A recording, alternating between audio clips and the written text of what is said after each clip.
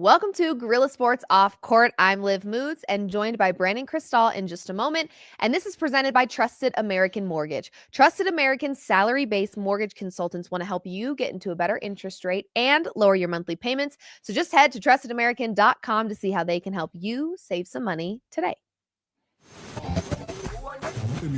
Hello and welcome in. Please do not leave your luggage unattended on the station.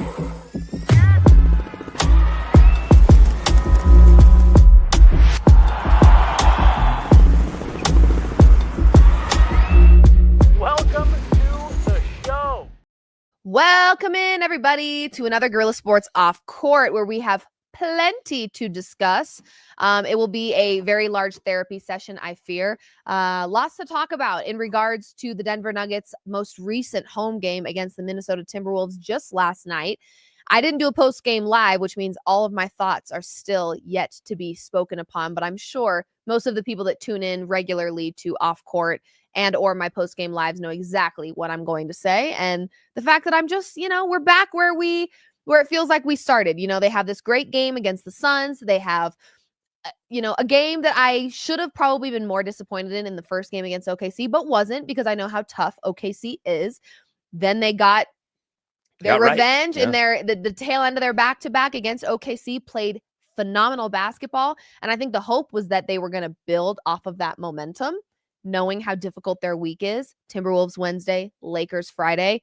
The Lakers are not to back-to-back Saturday, even though Washington. Back-to-back Saturday. I'm not forgetting about Washington, but I want to see this Nuggets team compete against the contenders that I'm really worried about in the West. And those are teams like OKC, Minnesota, and the Lakers. And to have had 3 games in a row against really strong teams be wins would have felt really, really good. Unfortunately, that was just not the case. It was a 20 point, 115-95 point beatdown, which I said they're 0-3 this year, and they've lost 4 straight going back to game 7. Let's make that 5 straight. I'm not great at math. Game 6, they got run out of the gym in Minnesota, and it was truly laughable. Jamal Murray and company and Aaron Gordon, they were laughing post game to some degree with how bad it was in that game. But the bigger question mark is, why can't they solve the riddle that is Minnesota? The other side of that coin is the old notion that styles make fights and matchups matter. And Minnesota is a team that was built by Tim Connolly, the architect of this Nuggets roster. I understand pieces have changed around it, but certainly Nikola Jokic, Jamal Murray, Michael Porter Jr., Aaron Gordon, all Tim Connolly moves. And so that's where it starts. And so that was Tim Connolly doing that and keeping Michael Malone. Chris Finch was also a very big part of helping evolve this offense, create this offense to run everything through Nikola, which has never really been done to this level. I'm not saying that offenses didn't run through Kareem or through Wilt Chamberlain, but the goal is to get the ball inside to Shaq, to Kareem, to even Olajuwon, and them to either go score or have a nice little easy pass as they're getting double and triple teamed. This is different because Nikola is the focal point, the way LeBron is, the way Jason Tatum is, the way we can just keep going. And so they know this team inside and out. Thus, they trade for a guy like Rudy Gobert to pair with Karl Anthony Towns. They decide to move on from Cat, but they bring in Julius Randle. They've got a top 5, top 10 kind of player in Anthony Edwards and a bunch of dogs around him, and they are wired to beat the Nuggets. And they just keep finding ways to do it. Yeah, they really do. It does feel like the Timberwolves have the Nuggets number, which is exactly what this show is titled, because we've now seen 5 straight, if you include 2 playoff games, that this Nuggets team has not been able to, it feels like, even compete. And that's what's crazy. It's not like these are down to the wire. It feels like from jump, there's a domination by this Timberwolves team. We saw in the game last night, 11-2 was kind of where it felt like, oh my gosh, this is deja vu all over again. This Timberwolves team just knows exactly what they're doing when it comes to facing this Denver Nuggets team. Now, that's a true testament to the 2023 championship run by the Denver Nuggets, that there were teams like the Timberwolves that were building their rosters around beating teams like Denver. So flattering, I guess, in a sense that, this Nuggets team was so dominant when they won a championship that it motivated these teams to prepare in order to beat them. But now they've prepared and they are dominating. The same way we've seen the Nuggets over the last few seasons dominate the Lakers feels the same way that the Timberwolves just have the Nuggets number. What I noticed very, very early was just this overwhelming lack of urgency. And we actually got to speak to Coach Malone following the game last night, where I don't think he was excusing the loss and chalking it up to exhaustion solely, because he mentioned the second chance points and fast break points. There was discrepancies everywhere between the Timberwolves and the Denver Nuggets. And truly, the Timberwolves just outplayed the Nuggets for 4 quarters is what it felt like. But he really did stress the fact that the Nuggets, given the back-to-back in OKC, were playing very tired. And I noticed that the moment the game started, it felt like there was an overwhelming lack of urgency. They weren't playing with that same fire that they played with against OKC. But what was very interesting, BK, and I'm going to let you shed some light on this because you were at the game and you got to actually talk to these athletes and ask them questions, as well as Coach Malone. Coach Malone seemed to bring up the fact that they were exhausted, but players like Nikola Jokic and Jamal Murray were not having it at all, bringing up the fact that they were tired. They wanted no part in that. They did not want to spend any time entertaining the idea that exhaustion is what led to that loss last night. So what was your overall impression, having talked to Coach Malone as well as Jamal and Nikola Jokic, on maybe the difference in how they viewed that game? Because Coach Malone brought up exhaustion, but it seemed like the players were not wanting to entertain that at all. And so I am not usually wired to just go the way either negative people are or fans that are always waiting for the other shoe to drop. Mm-hmm. It helps that I didn't grow up a Nuggets fan. I enjoy watching the Nuggets. They're really fun to cover. I've gotten to know the Cronkies as well as kind of anybody can over the years. For somebody that doesn't work for them or work with them, known Josh, covered him since he was in college. They've always been very fair to me. So I don't go crazy on what they should be doing. Obviously, the Comcast thing was its own deal, but I'm not calling for people's jobs. I'm not, what's wrong with this team? You know, I try to find what are the positives, or I'm always big on turning a negative into a positive. Of course. Maybe that's from, you know, stepping That's in. why we make great co-hosts, because I'm the opposite. Yeah, maybe, but maybe that's the way my personality is. From, I feel like oftentimes the closer that blows the save but gets the win. Yeah. So I dig myself my own hole and then dig out of it.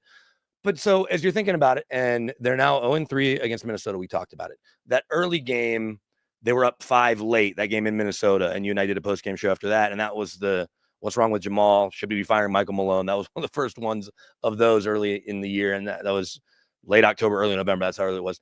And then they kind of get blown out in that second game, and then last night it ends up being a blowout. They cut it to 5 again, but by the time it's all said and done, it's 20.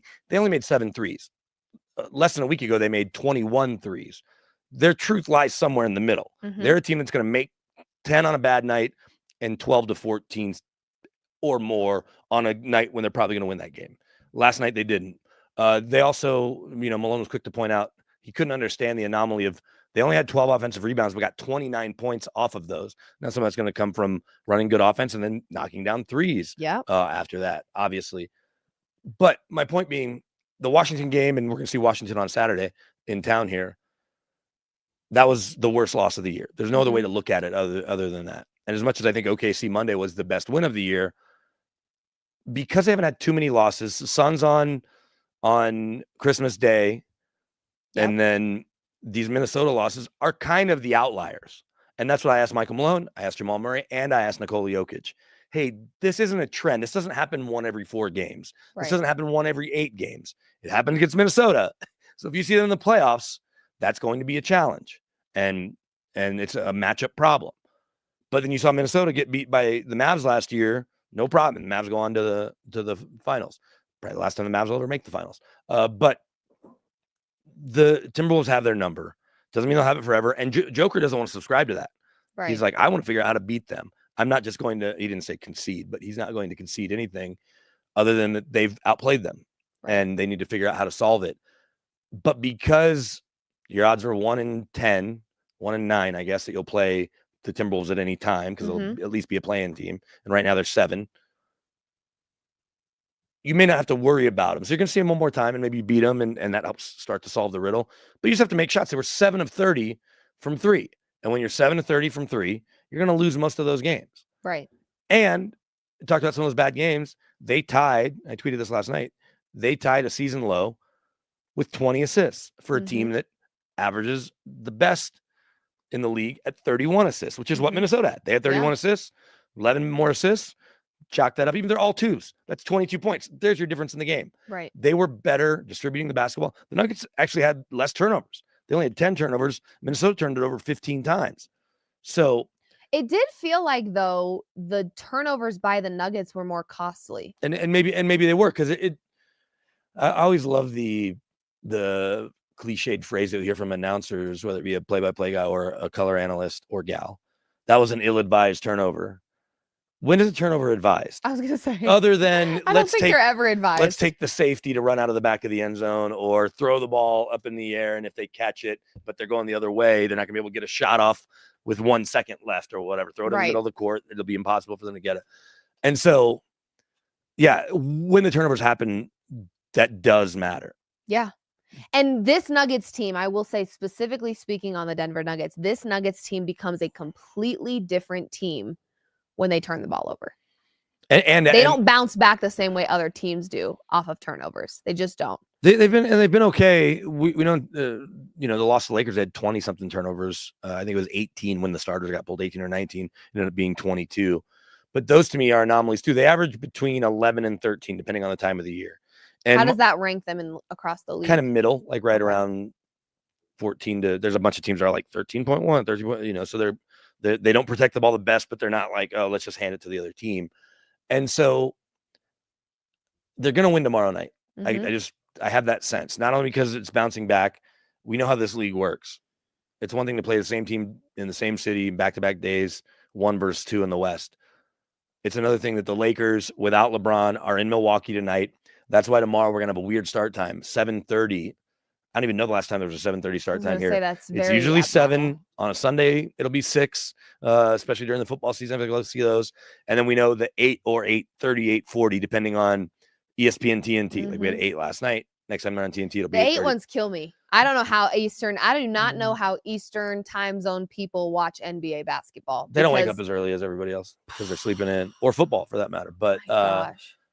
Or baseball. If you love your team and they're on the West Coast, you're a Yankees fan or Red Sox fan. Can't speak on the Rockies very Nationals. But anyway, point being, or just to finalize that thought, the game starts at 7:30 because of league rules. You can't start a game. It has to be more than 24 hours, either from when the game ended, because the game tonight will end at a certain time. It starts at 5:30 our time, which means it ends at 8 our time. So yeah. Whatever it is, it's a 7:30 start tomorrow. Because it's not, you're like, oh, is that a national TV game? No, just local. Even though it is Nuggets Lakers, and odds are you might be able to watch it on NBA TV.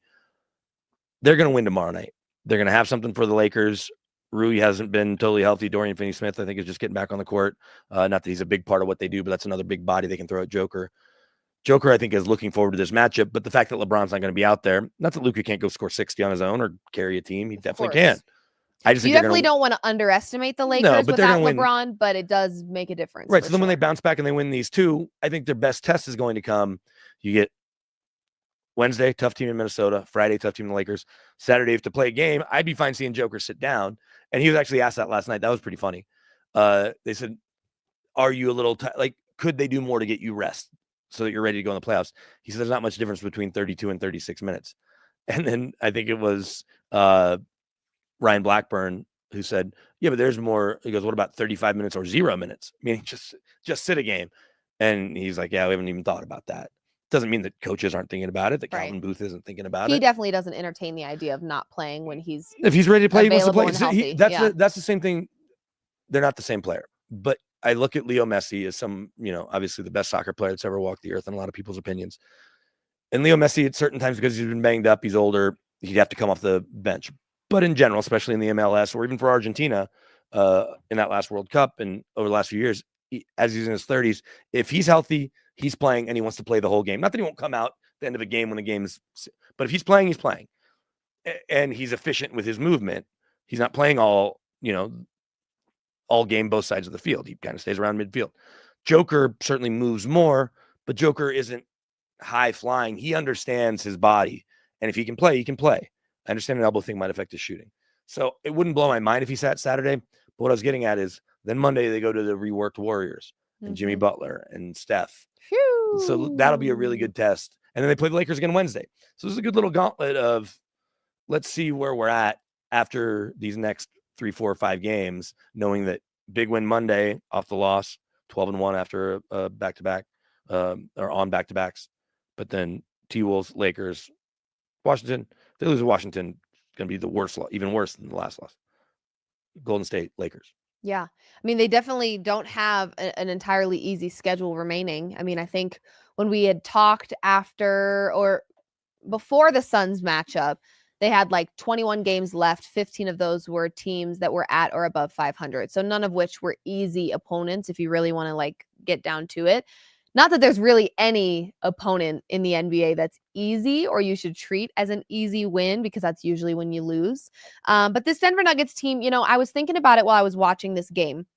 When they won their championship in 2023, I had an overwhelming sense of trust with this Denver Nuggets team, that even when they're down by 10 at the start of the fourth quarter, or they're not making their shots, or MPJ is ice cold in the first quarter, I just trusted that they were going to get the job done, because they were always in that like rise to the occasion mentality. They were those underdogs all season long. They were always doubted. They weren't, respected by the media. So they always had that like next man up mentality, rise to the occasion mentality. And we're just lacking that a lot. Like, it feels like you can watch the moment in games where they start to lose their confidence and they're just not playing that Denver Nuggets basketball. They're not playing with that fire and that competitive nature and that urgency.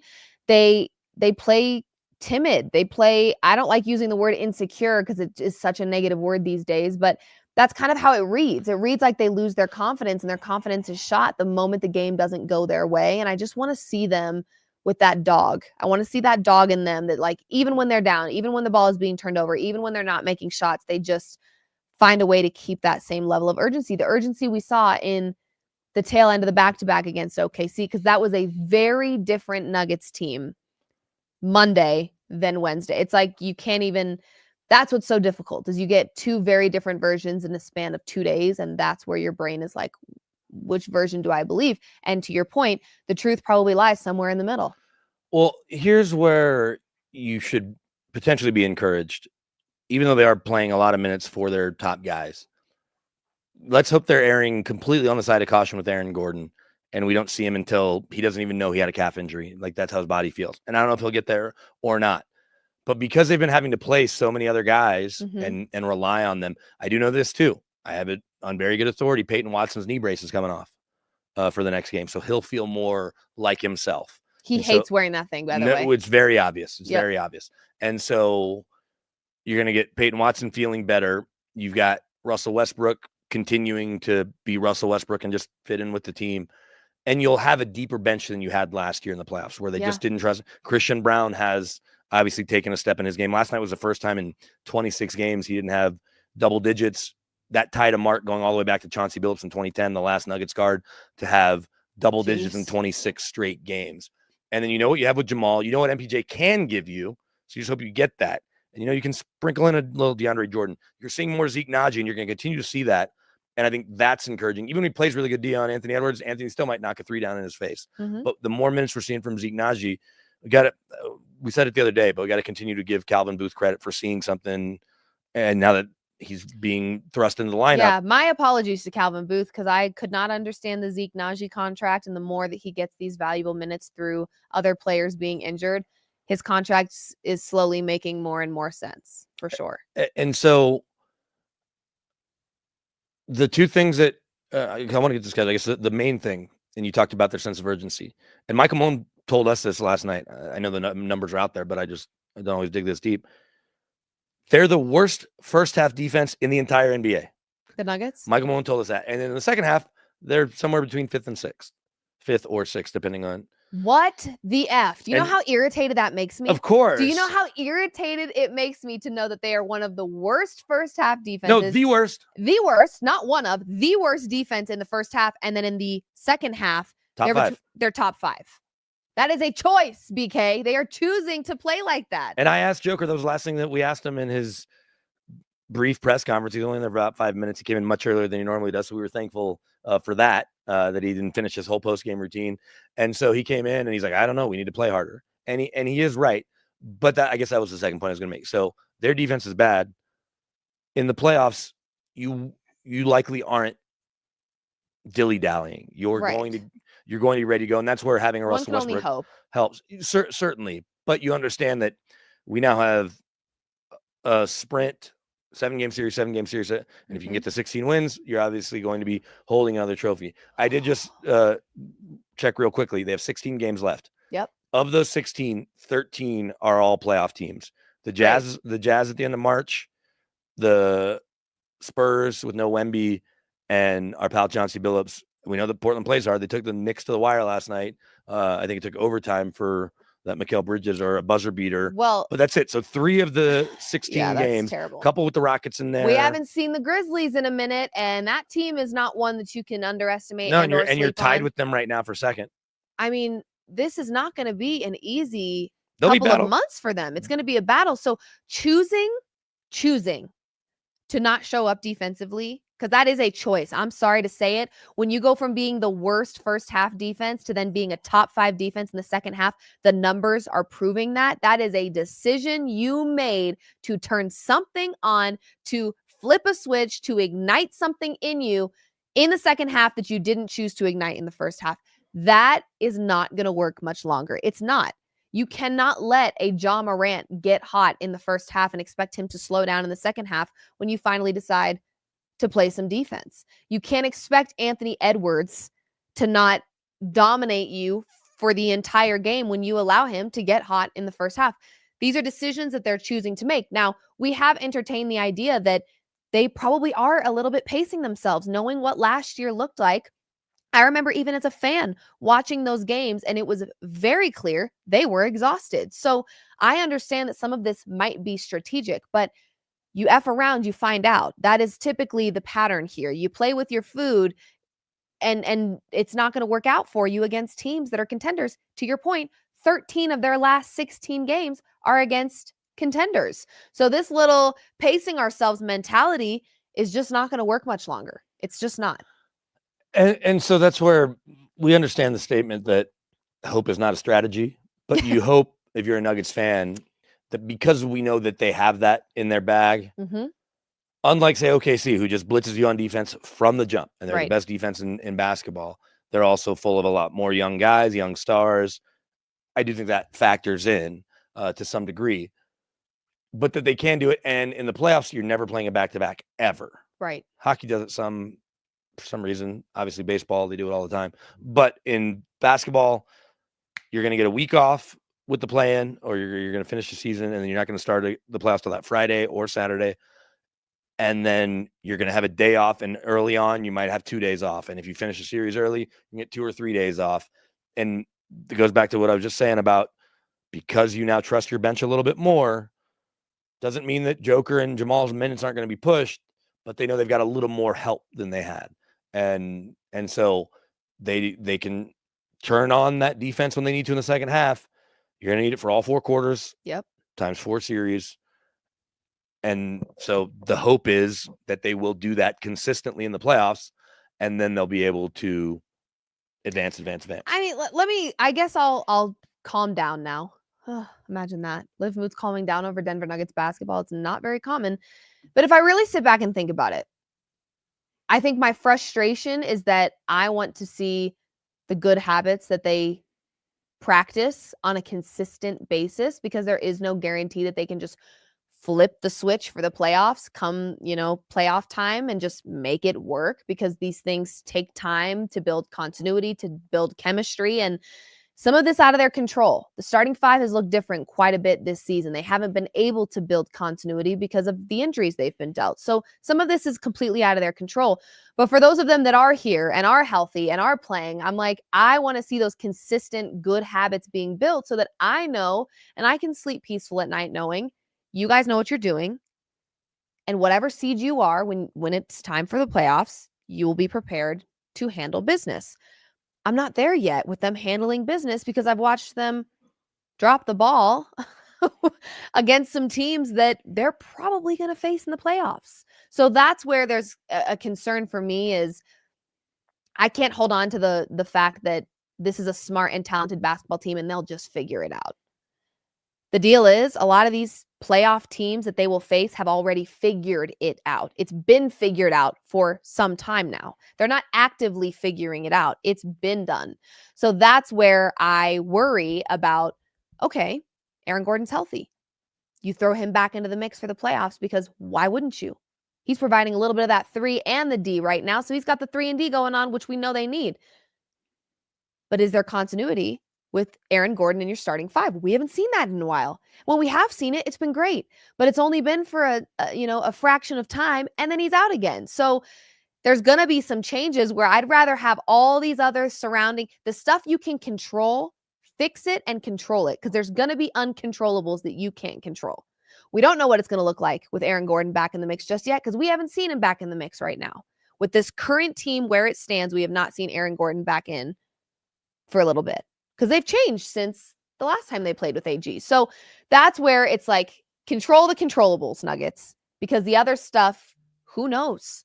Who knows what the end of this season brings and what the playoffs look like for this team. So I don't know. There's too many ebbs and there's too many flows, and the roller coaster of emotions. I'm about to jump off the roller coaster at its peak height. Okay. This is crazy. Yeah, and I understand you ride this emotional roller coaster with all the Nuggets fans out there. I go back to that road trip they had 2 road trips ago where they did lose to Minnesota in that one, like we talked about. They blow that stupid Was that game. when they were 2 of 3? They were 2 and 3. Yeah, 2 and 3 and on the road. It took all they could to Nets was in there. Yeah, to scratch and claw to beat the Charlotte. Hornets Yep. on the 5th of those 5 games, and the Sixers. But they dropped games. I don't know if the Nets were in that one, but they definitely lost to the Bulls and the Timberwolves, and whoever the third team was that they played in there. It was Sixers. I think it was Sixers, Timberwolves, they beat- Sixers, Bulls. I mean, we could obviously look this up. I think it was the Nets. Did they lose to the Nets? Did they lose to the Nets? In February. No, I think they won. They won against Charlotte, the Nets, and the Sixers, I think. Orlando. No. Was it? No, that was a different time. This shouldn't be that hard to figure out. The Knicks. Knicks are a playoff And that team. was a loss. But that's what it was. So I remember. But they go to Minnesota, they get run out of the gym. They lose by 20. Then they go to Chicago, an all-time 24 threes made, but the Bulls take it to them. You knew it was going to be tough against the Knicks. That was going to be the toughest one. Of course. And they dropped that one ultimately by 10, but it was a close game. And then they were able to squeak out a win against Philly. And then the next night go down to Charlotte, where it was scratching and clawing. You and I were texting during that game. And they hold on to win 107-104, but then they ripped off, 10 wins. My point being, if last night's loss to the Timberwolves came after a stretch of 3 bad games versus what it was, the win against the Suns, tough loss to OKC, where the score wasn't as indicative as how close it was until about the 3-minute mark of the fourth quarter. And then the bounce back, big win, most points they've given up in a few years, especially in their building. You should be more panicked. Yeah. I think you're only panicked right now, and it doesn't mean that you're going to lose a playoff series. Is you just don't want to see Minnesota in the playoffs. At all. If you can avoid them, that might great. be the last team I want to see in the playoffs is Minnesota. Truly. I would rather see OKC. I actually believe the Nuggets would have an easier time in a 7-game series against OKC than they would against Minnesota. You might be right. I do not want to see that team. No, thank you. I am good. And also, it's so interesting because I feel like Anthony Edwards is very polarizing, especially now given all the behind the scenes stuff he's dealing with baby mama drama. But Anthony Edwards, to me, I don't know. In my opinion, there's been a lot of conversations about who the face of the NBA should be. And I didn't even really entertain this thought until I was just like watching basketball on my couch one night. And I was like, who would the face of the NBA? It can't be LeBron. It can't be LeBron because what's his He's only got 5 or 7 more right. years left. So maybe let's 8, think maybe face, 10 like left. current face. LeBron has been the face for some time. You don't think he has 10 years left? I mean, I don't want to put it past him. I really don't want to put it past him because it is LeBron James. But plays his grandson. I wouldn't make LeBron the face of the NBA right now because of the 5-6 years we probably have left with LeBron in the league. It's got to be a young guy that is going to be in the league for a long time. I have seen conversations around this topic of people saying the face of the NBA can't be foreign That is BS, and you know it. And that was actually a direct attack at one particular player that we're not even going to talk about on this show because apparently I'm biased. We're not going to discuss it, but that was an absolute targeted attack. Knock it But off. even if it's not Joker, let's just do the other two most obvious foreign players. Luka and Wemby. Which you're going to deny them being the Wemby's face because they're not from America. I mean, that's just ridiculous. Wemby's going to be an MVP. He's going to be an MVP. Luka, you have to think, especially now he's playing with the Lakers, at some point, Luka will likely have that hardware. Luka smiles a little more than Joker will have fun, but it's not like Luka's crazy out in the public eye. I know he's on social media a little bit more. Well, Joker's on zero. And Wemby, I think, is welcoming that idea. He's getting there. And let's just say, I do think, as much as I don't think it should matter either way, because Jokic is as great as Jokic is, when we're talking about the face of the NBA, it's not going to be Jokic ever because of the fact that he has zero social media presence. People don't really know him because these days you get to know people through their social media. He has a pretty dry personality. He's just not built for that particular role. At All-Star Weekend. He's the best player in the world, but he's not going to be the face of the NBA. At All-Star Weekend, you see him at practice and at the game. He's not at anybody's events. He's not at parties. He's not at anything. So we can just scratch him off the list. It's not going to be Jokic. I'm not even sure he'll show up for his Basketball Hall of Fame induction. I think he might. I mean, probably not. But so it's not going to be Jokic. We know this. He'll tape he a speech is the from best Serbia. player in the world, but he's not going to be the face of the NBA. In my opinion, the only answer in this moment that currently makes sense is Anthony Edwards. And he said he doesn't want to be it. Okay, and that's fair. But what I'm going to tell you is Anthony Edwards has that perfect old school, new school style of basketball. He just plays so aggressive. He talks his trash. He's getting out there in commercials. He's doing the social media thing. He's in movies. He's in movies. So I don't entertain the idea of who the face of the NBA is because, to be honest with you, I think there's multiple faces of the NBA. And they're always, and that's what makes this been. era so special. Is it really is such a tight race if you want to decide who the face of the NBA is. However, Anthony Edwards, to me, if you are making me choose a face of the NBA right now in this moment, it's going to be Anthony Edwards for me. And it's very hard for me to say that given the domination by the Timberwolves against my beloved Denver Nuggets. But I give credit where it's due. You guys know this. Even if it hurts my feelings and it burns coming out of my mouth, I will still say what I need to say, which is the Timberwolves are a good team and they have the Nuggets number, and that's just where we're at. The Denver Nuggets do play on Friday against the Los Angeles Lakers. We will have a post-game live reaction show for you then, hopefully with smiles on our faces. Here's your top selling NBA jersey. This comes a month after Christmas. There you go. So it's a couple months old, but I don't think it's changed that dramatically. So 1 month after Christmas, the league puts out this official release. Number one, and you talk about multiple faces, number one and number two have been the two guys that are the face of the NBA for the last decade. LeBron. Number one is Steph, and number two is LeBron. There you go. Okay. It helps that they play on marketable teams. If LeBron was in Cleveland, I don't know. I'm sure it was always a top five kind of, but it certainly helps. Number three, and his name didn't come up, but his name Jason Tatum always comes up. It's Jason Tatum. There you go. Number four, and it helps playing for the Knicks, Jalen Brunson. Number five, Wemby. Number six, Anthony Edwards. Number seven, and this is a guy that if he could have just stayed out of his own damn way, Ja is 7, and it still lets you know how popular he is. He has his signature shoe out, and it's a cool looking shoe. It is really cool. Luka's Mavs jersey was 8th. I'm sure he might be number 1 now. He's got to be 1 right now. I bet he's number 1 right now. Wearing 77. Number 9. As people mourn and number 9 Giannis. Number 10 Joker. Number 11 Shea. Number 12 LaMelo. Number 13 KD. Number 14 Devin Booker, and then number 15 Donovan Mitchell. So those are your top selling. Oh, and by the way, I'm sure many, many, many people out there are going to be like, really? You'd make it Anthony Edwards over SGA? Yes, I would. Yes, I would. Fight with the wall. The and fans guess what? are doing it. There's also a conversation out there that I could not agree with more. I believe SGA is winning MVP. Do I necessarily agree with that? I don't, but I do think he's going to win. However, there have been plenty of times that the MVP winner was not the best player in the league or in the world. And I think that's what we're going to get this season. SGA will win MVP. It does not make him the best player in the league. There were many times LeBron James did not win. There were many times Kobe Bryant did not win. It did not take away from the fact that they were probably at that time the best player in the world. So yeah, I think it's SGA's award at this point, and I think we knew ahead of the season, actually, BK and I spent a lot of time talking about the fact that it would have to be a landslide by Jokic because the voter fatigue is a thing. It's real. It exists whether we like it or not. But just because you win MVP does not make you the best player. And this year will be the perfect example of that because there is no denying that Nikola Jokic is the best player in the world right now. If it hurts your feelings, it would hurt mine too if I wasn't a Nuggets fan, but I am one. So my feelings aren't hurt. What I hate about the argument right now about the MVP is everyone keeps saying Joker's the best player in the world, but SGA is the MVP. And I understand we saw in the 90s, I lived through it, Michael Jordan being the best player year in, year out. Even when he wasn't playing, he was playing baseball. He's still the best basketball player in the world. But Karl Malone won it. My man Charles Barkley won an MVP. There were some other MVPs in there that weren't MJ every year. I still think MJ has 5 or 6. I think he might have 6. If not, he definitely has 5, which is maybe tied with Peyton Manning and a couple other guys. Point being, there was some. David Robinson won it 1 year. And so I get all that.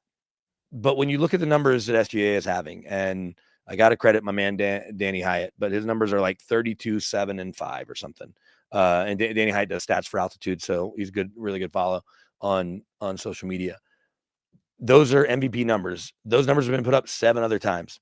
Joker's 29, 13, and 10 have been put up 0 times ever. Even when Oscar Robertson and Russell Westbrook averaged triple doubles, they didn't average them. They were barely over on the rebounds and assists. They're right at 10. And their scoring average wasn't almost 30. It wasn't third best in the league. He's having the best statistical season in the history of basketball. And it's disappointing, or just the fact that we have to get used to that he's not likely going to win the MVP unless the Thunder drop their last 16 games or SGA rolls an ankle and has to miss the next 16, which is somebody who has him as the key to my fantasy team with no Anthony Davis right now. I need SGA to be healthy for another 2 weeks. And then he can roll his ankle if the basketball gods do that. Perfect. But me saying it means he's probably going to get hurt the next game. Right. Now that you've cursed him with your That's not really how sports works, as I often will tell. No, but but being a sports bettor, I'm a big believer in mushing bets and speaking before things are like final. I don't do it. Yeah. I'm not big on that. I shouldn't have drafted Anthony Davis with my first round pick. I had Shea as a keeper, so I got him in the second round. I got him in the fourth a couple of years ago. I knew I was playing with fire with AD as my first round pick, and he was great all year until he wasn't. He's not going to be back April 2nd, the 2 days after the playoffs end. So thanks AD for nothing. Thanks for a whole lot of nothing. Well, this has been another Guerrilla Sports Off Court with Liv Moods and Brandon Krisztal, and it's presented by Trusted American Mortgage, who they are